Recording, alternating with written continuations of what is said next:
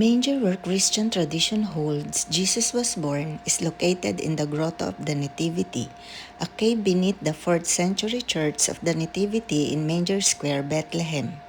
A silver star marks the spot of the birth, while a nearby separate chapel of the manger represents the feeding trough where Mary placed the infant.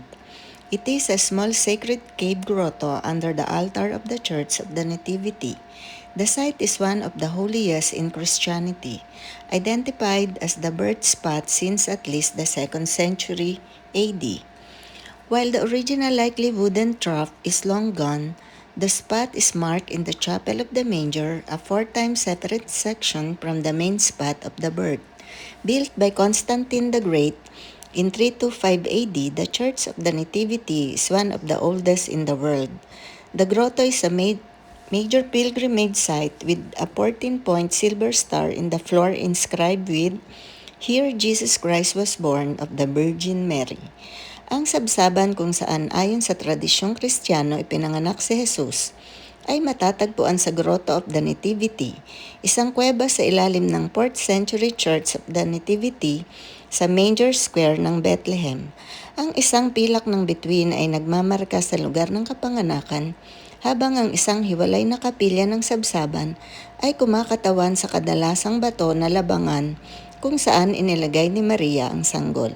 Ito ay isang maliit, sagradong kuweba na groto sa ilalim ng altar ng Church of the Nativity. Ang lugar ay isa sa pinakabanal sa Kristyanismo, na kinilala bilang lugar ng kapanganakan mula noong ika-2 siglo. Habang ang orihinal na gawa sa kahoy na labangan ay matagal nang nawala, ang lugar ay minarkahan sa chapel ng sabsaban sa loob ng ilang panahon, hiwalay na seksyon mula sa pangunahing lugar ng kapanganakan.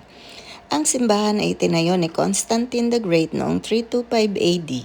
Ang Church of the Nativity ay isa sa pinakamatanda sa mundo. Ang grotto ay isang pangunahing lugar ng pilgrimage na may 14 na puntos na pilak na bituin sa sahig na may nakasulat na, "Dito ipinanganak si Hesukristo ng Birhing Maria." Labas na tayo. So dito mga kapatid, kung saan isinilang ang ating Panginoon Jesus, ito yung cave, na sinasabing sabsaban. Tapos na yung ating misa. Ito yung kuweba kung saan isinilang ang ating Panginoong Jesus, dito sa Bethlehem. So ganyan. Yan. So nakalabas na tayo,